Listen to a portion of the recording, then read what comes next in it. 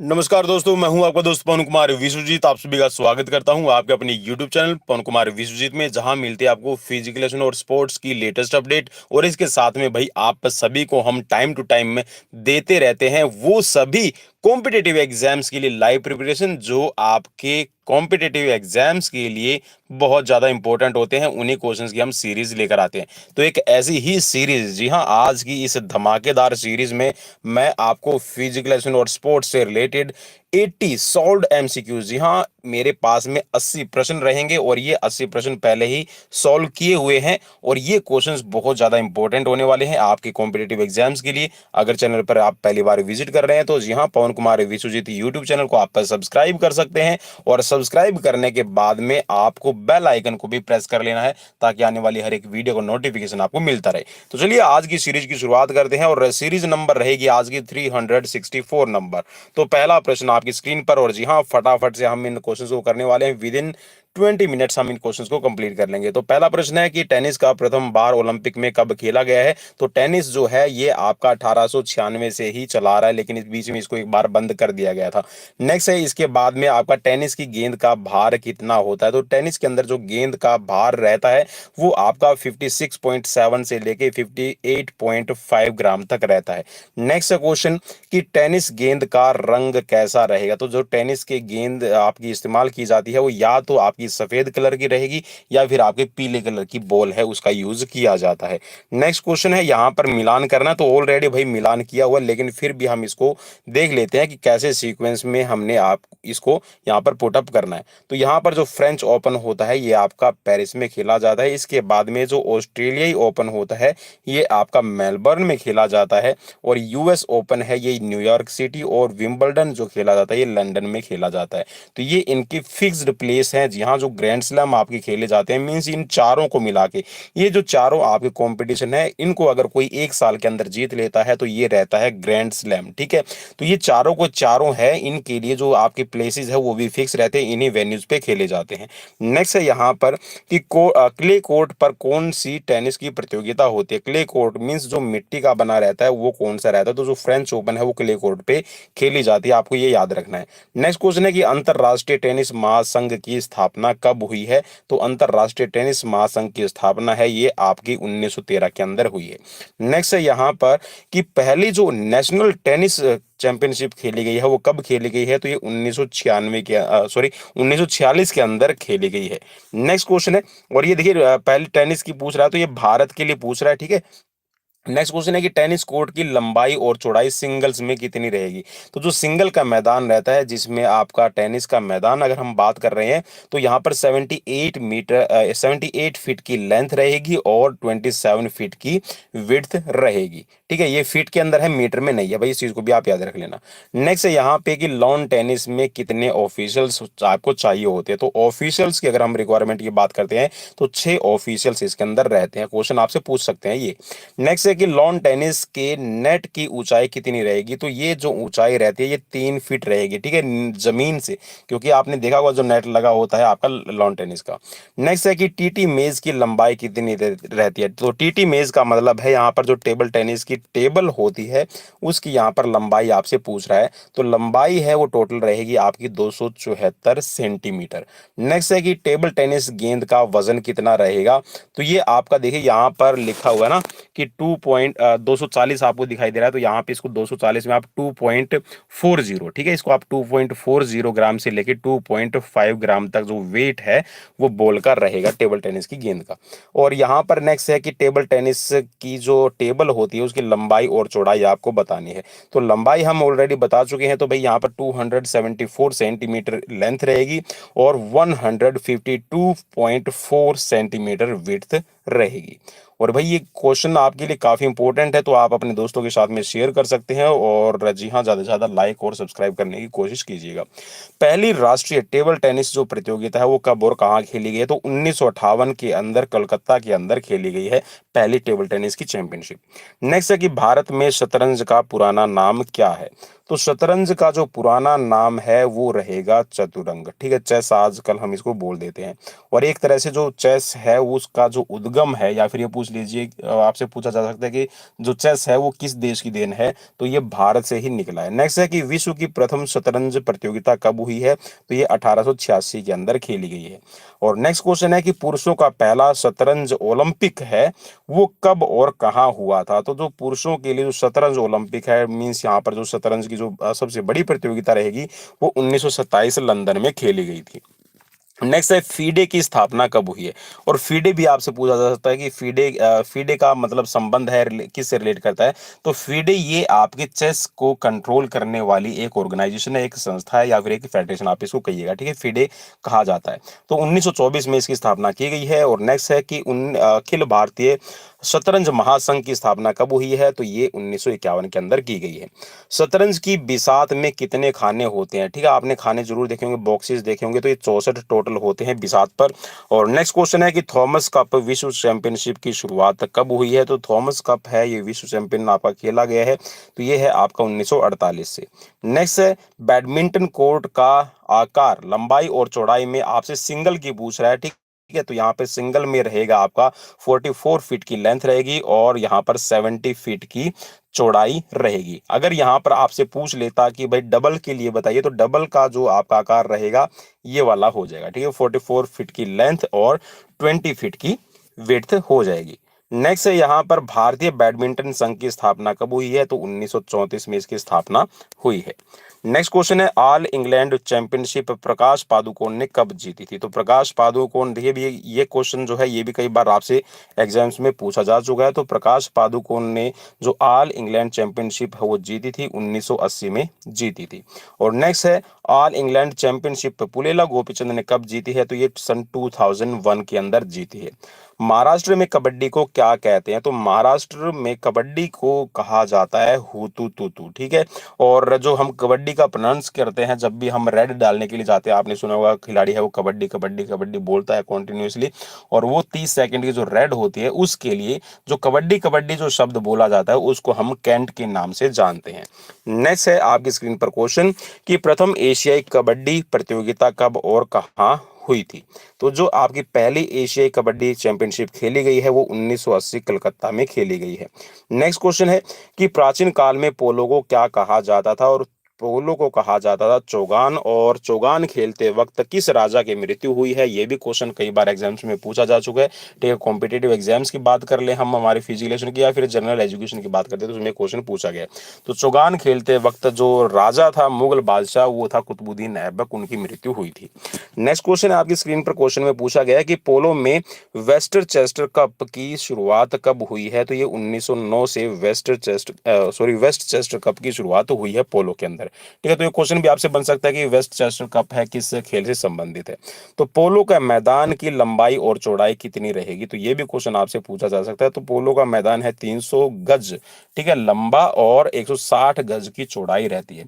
और अगर आपसे पूछ लिया जाए कि सबसे बड़ा मैदान, ठीक है, खेलों की दुनिया में अगर हम बात करते हैं तो खेलों के मैदान में सबसे बड़ा मैदान कौन सा रहता है, तो पोलो का जो मैदान है वो सबसे बड़ा रहता है, ठीक है, लंबाई और चौड़ाई के हिसाब से।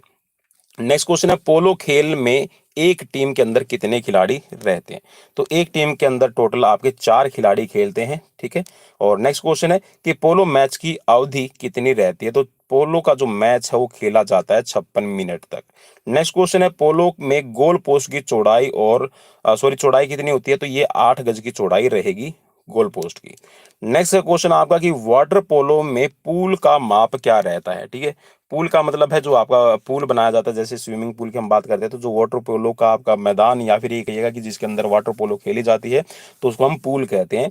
तो उसकी जो लंबाई और चौड़ाई की बात करते हैं तो 30 मीटर लंबा और 20 मीटर की चौड़ाई रहेगी। नेक्स्ट है वाटर पोलो खेल की अवधि कितनी रहती है। तो 20 मिनट की टोटल अवधि रहेगी।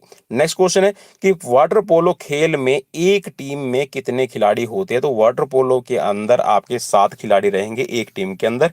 और नेक्स्ट क्वेश्चन है है कि 1955 में भारतीय खो खो संघ की स्थापना है वो कहाँ की गई है? तो ये क्वेश्चन भी भाई आपसे कई बार पूछा जा चुका है।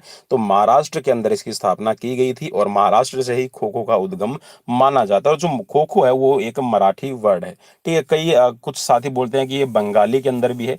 ठीक है, तो भाई इसके बारे में बहुत ज्यादा कंट्राडिक्शंस है, लेकिन मराठी भाषा का ही खो खो शब्द रहेगा। और खो खो का अगर आपसे पूछ लिया जाए तो मतलब क्या होता है, इसका मतलब होता है नाउ इट्स योर टर्न। ठीक है, नेक्स्ट है कि खो खो के मैदान की लंबाई और चौड़ाई क्या रहती है? तो देखिए भाई, पहले वाली जो बात करते हैं ना, तो पहले होती थी 29-16। ठीक है, लेकिन अब जो है हाल फिलहाल के अंदर ये 27x16 मीटर हो गया। मीन्स 27 मीटर की लेंथ रहेगी और 16 मीटर की विड्थ रहेगी। ओलंपिक में मुक्केबाजी को कब शामिल किया गया? तो 1904 में मुक्केबाजी को शामिल किया गया है। नेक्स्ट क्वेश्चन है कि जमीन से रिंग की ऊंचाई मुक्केबाजी के अंदर कितनी रहेगी? तो जो रिंग की ऊंचाई रहेगी जमीन से, तो ये बनेगा आपका 3 फीट से, सॉरी, 3.3 फीट। ठीक है, 3 फीट 3 इंच की यहाँ पर टोटल ऊंचाई रहेगी जमीन से। नेक्स्ट है कि मुक्केबाजी के मुकाबले की समयावधि कितनी रहती है? तो 3-3 मिनट के 3 राउंड आपके खेले जाते हैं। और पवन कुमार विश्वजीत यूट्यूब चैनल पर आप फिजिकल कॉम्पिटेटिव एग्जाम्स की तैयारी के लिए लगातार बने हुए हैं। नेक्स्ट है फिनाज। यहाँ फिनाज से भी आपसे रिलेट करके पूछा जा सकता है कि फिना है किससे रिलेट करता है? तो आप बता सकते हैं कि स्विमिंग से रिलेट करता है और 1909 के अंदर स्थापना की गई है। स्विमिंग पूल के अंदर कितनी लेन होती है? देखिए, जो स्टैंडर्ड की बात करते हैं ना, वैसे तो आप 6 लेन का भी बना सकते हैं, अवेलेबिलिटी डिपेंड करता है कि आपके पास में कितना बड़ा है। लेकिन हम इंटरनेशनल की बात करते हैं, यहाँ पर 8 उसके अंदर लेन होनी जरूरी रहेगी एक स्टैंडर्ड पूल के अंदर। नेक्स्ट है एक लेन की चौड़ाई कितनी रहेगी? तो एक लेन की चौड़ाई यहाँ पर रहेगी 2.5 मीटर। ठीक है, अब देखना भाई, ये वाली जो लेन है ना, देखिए क्वेश्चन में यहाँ पर ये नहीं लिखा हुआ कि एक लेन की चौड़ाई किसकी बात कर रहा है, लेकिन हम ऊपर वाले क्वेश्चन के हिसाब से सीक्वेंशियल क्वेश्चन करते आ रहे हैं। तो हम फिना फिना है स्विमिंग से रिलेट करते हैं, फिर स्विमिंग के पूल की हमने देखी कितनी लेन होती है इसके अंदर, और फिर यहाँ पर हम क्वेश्चन में देख रहे हैं कि 2.5 मीटर यहाँ पर रहेगी विड्थ। ठीक है, और अगर यही क्वेश्चन एथलेटिक्स से रिलेटेड होता तो आप किस पे क्लिक करते? 1.22 पे आप क्लिक करते। नेक्स्ट क्वेश्चन है अंतरराष्ट्रीय भारोत्तोलन संघ, जी हाँ, जो वेट लिफ्टिंग फेडरेशन है इंटरनेशनल, तो इसकी स्थापना कब हुई है? पूछा गया, तो 1924 में इसकी स्थापना हुई है। नेक्स्ट क्वेश्चन आपकी स्क्रीन पर कि प्रथम भारतीय राष्ट्रीय भारोत्तोलन प्रतियोगिता कब आयोजित की गई है? तो ये 1940 के अंदर पहली खेली गई थी। वेट लिफ्टिंग प्रतियोगिता में खिलाड़ी को एक प्रयास में अधिकतम कितना समय दिया जाता है? मीन्स जो खिलाड़ी होता है उसको कितना टाइम दिया जाएगा? मैक्सिमम की बात कर रहे हैं तो मैक्सिमम आपको 1.30 मीन्स यहाँ पर 1.5 मिनट का टाइम आपको दिया जाएगा। ठीक है, नेक्स्ट क्वेश्चन है कि भारोत्तोलन प्लेटफॉर्म की ऊंचाई कितनी रहेगी? तो ये आपकी 1 मीटर की ऊंचाई बनाई जाती है। नेक्स्ट क्वेश्चन रहेगा कुश्ती प्लेटफॉर्म की यहाँ पर ऊंचाई कितनी रहेगी? तो जो कुश्ती का प्लेटफॉर्म आपका तैयार किया जाता है उसकी जो ऊंचाई रहेगी वो 1.10 मीटर की रहती है। ठीक है, और आपने देखा भी होगा रेसलिंग का जो आपका अखाड़ा तैयार किया जाता है। ठीक है, कुश्ती, अच्छा, कुश्ती से रिलेटेड भी आपसे पूछ लिया जाता है कि कुश्ती कहाँ पर खेली जाती है? मैट पर खेली जाती है, अखाड़े पे खेली जाती है, रिंग में खेली जाती है? तो आप बताएंगे जो कुश्ती है वो मैट पे खेली जाती है।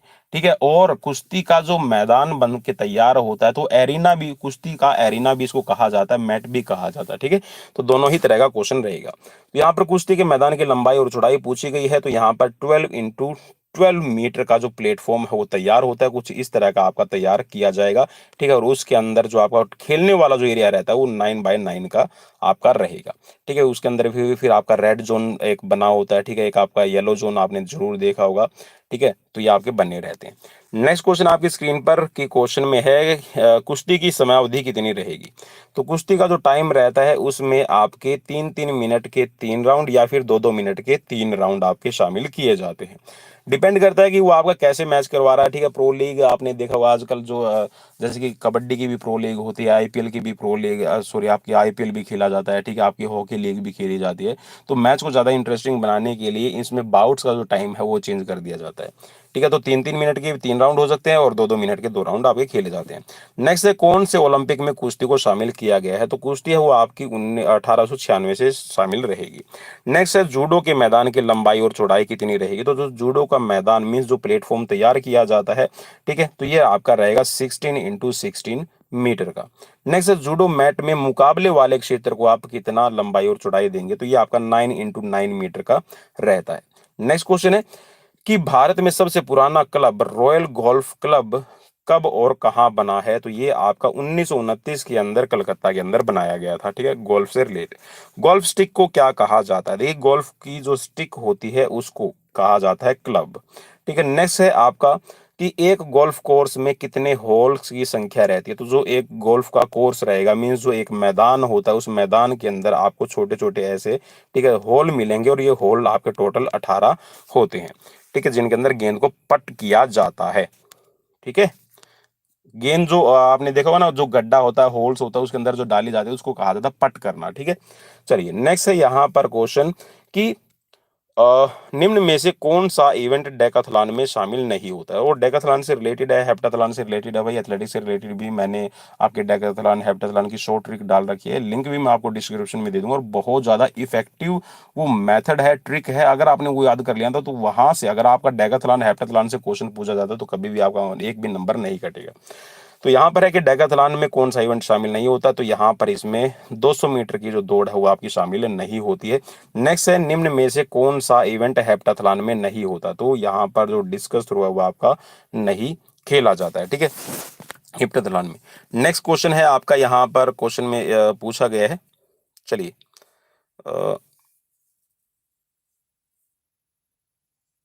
चलिए चलिए नेक्स्ट क्वेश्चन देख लेते हैं।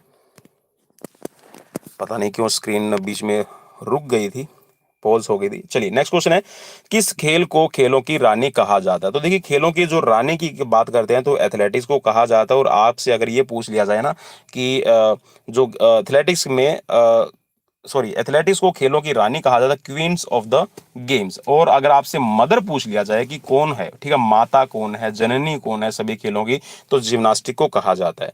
नेक्स्ट क्वेश्चन आपकी स्क्रीन पर है कि आधुनिक ओलंपिक का पितामह किसे कहा जाता है? तो जो मॉडर्न ओलंपिक के पितामह मीन्स उसको कह सकते हैं कि जो फाउंडर है वो है आपके बैरन पीरे डी कुबर्टिन, और फ्रांस से इनका रिलेशन रहेगा। नेक्स्ट क्वेश्चन है कि ओलंपिक में पहली बार किस महिला ने भाग लिया है? तो कुमारी चार्लोट। ठीक है, कुमारी चार्लोट इनका नाम रहेगा। नेक्स्ट क्वेश्चन है, ओलंपिक ध्वज कब बनाया गया है? तो ओलंपिक का जो ध्वज है वो 1913 के अंदर भाई बन के तैयार हुआ था, फिर 1914 के अंदर इसको सार्वजनिक किया गया था। ठीक है, मीटिंग में डिसाइड किया गया था कि 1916 के ओलंपिक में फैलाया जाएगा ड्यू टू वर्ल्ड वॉर, फिर ये आपका 1920 में फहराया गया था। नेक्स्ट क्वेश्चन है, ओलंपिक गान की रचना कब की गई है? तो ओलंपिक गान की जो रचना की गई है वो 1958 के अंदर की गई है। ओलंपिक ऑर्डर सम्मान सबसे पहले किसको प्राप्त हुआ है? तो ये एवरी ब्रेडेज को 1975 अमेरिका की रहने वाली है, इनको दिया गया था। नेक्स्ट क्वेश्चन आपकी स्क्रीन पर, और क्वेश्चन में पूछा गया कि अतिरिक्त ऊर्जा खेलने को मजबूर करती है, ये किसने कहा? तो सिलर और स्पेंसर। देखिए, जो आपका सरप्लस एनर्जी थ्योरी का जो प्रिंसिपल है ये सिलर और स्पेंसर ने दिया था। तो यहाँ पर जो सिलर है वो ये कहता है कि जो आपकी सरप्लस एनर्जी है वो आपको खेलने पे मजबूर करते हैं, मीन्स आप उसको अपना कहीं ना कहीं यूज करते हैं। नेक्स्ट क्वेश्चन है कि जीवन का दूसरा रूप वो खेल है, यह किसने कहा है? तो ये जॉन डीवी का कहा हुआ है। नेक्स्ट क्वेश्चन है, कबड्डी की कौन सी शैली अंतरराष्ट्रीय स्तर पर मान्य होती है? ये है आपकी संजीवनी। संजीवनी का मतलब है आप इसको नेशनल कबड्डी के नाम से भी जानते हैं। ठीक है, नेक्स्ट क्वेश्चन आपकी स्क्रीन पर, जर्मनी का कौन सा खेल बास्केटबॉल पर आधारित रहेगा? तो बास्केटबॉल पर जो आपका आधारित रहता है ये है आपका कॉर्फ बॉल। ठीक है, और कॉर्फ बॉल के अंदर भी भाई मैं आपको बता दूं, कॉर्फ बॉल की जो टीम होती है ना उसमें मेल और फीमेल दोनों ही प्लेयर आपकी एक टीम के अंदर शामिल रहते हैं। नेक्स्ट क्वेश्चन आपकी स्क्रीन पर है, कौन से ओलंपिक में पहली बार सिंथेटिक ट्रैक का प्रयोग हुआ था? तो ये आपका 1968 मैक्सिको ओलंपिक से जो सिंथेटिक ट्रैक है ट्रैक एंड फील्ड के लिए इस्तेमाल किया गया था। नेक्स्ट क्वेश्चन है कि विश्व का सबसे पुराना खेल कौन सा है जिसके एविडेंस मिलते हैं? तो ये है आपका कुश्ती। नेक्स्ट क्वेश्चन आपकी स्क्रीन पर, जैसे बैडमिंटन में ऑल इंग्लैंड बैडमिंटन चैंपियनशिप होती है वैसे ही टेनिस में कौन सी प्रतियोगिता होती है? तो जैसे आपकी बैडमिंटन के अंदर आपकी ऑल इंग्लैंड चैंपियनशिप खेली जाती है तो ठीक वैसे ही विंबलडन जो है वो आपकी टेनिस से रिलेट करती है। नेक्स्ट क्वेश्चन आपकी स्क्रीन पर है कि विकेट कीपर कैच लेते समय अपने हाथों को पीछे की तरफ क्यों खींचता है? तो इसका सीधा सा सिंपल सा कारण है कि न्यूटन के सेकंड लॉ के कारण, मींस यहाँ पर सेकंड लॉ ये कहता है कि एक्सीलरेशन, और एक्सीलरेशन में या तो आप उसका एक्सीलरेशन बढ़ाते हैं या कम करते हैं। तो भाई सीधी सी बात यह है कि अगर आप हाथों को पीछे नहीं खींचेंगे तो जब आप अपने हाथों को गेंद के साथ में एक्सीलरेट नहीं करेंगे तो आपका जो कैच है वो आपके हाथों से छिटक सकता है। ठीक है, नेक्स्ट क्वेश्चन आपकी स्क्रीन पर है कि शारीरिक शिक्षा का उद्भव किस देश में माना जाता है? तो भाई फिजिकल एजुकेशन की, अगर आप कहें ना कि फिजिकल एजुकेशन की जन्मभूमि है, वो आपकी यूनान रहेगी। नेक्स्ट क्वेश्चन आपकी स्क्रीन पर, किस स्टेडियम में प्रथम एफ्रो एशियाई खेल हुए हैं? तो जो पहले आपके एफ्रो एशियाई खेल खेले गए हैं वो है जीएमसी बाल योगी स्टेडियम के अंदर, जो पहले आपके एफ्रो एशियाई खेल हैं वो खेले गए थे। नेक्स्ट क्वेश्चन, कौन से ओलंपिक में पहली बार ओलंपिक ज्वाला का प्रयोग किया गया है? ठीक है, प्रयोग करना, भाई प्रयोग का मतलब है जलाना। तो 1960 जो 28 का एम्स्टर्डम जो ओलंपिक है 1928 में, जो मशाल है, फ्लेम है, उसको जलाया गया था। और अगर आपसे पूछ लिया जाए कि टॉर्च रिले किस ओलंपिक से आपकी शुरू हुई है, तो वो 1936 से आपकी शुरू हुई है।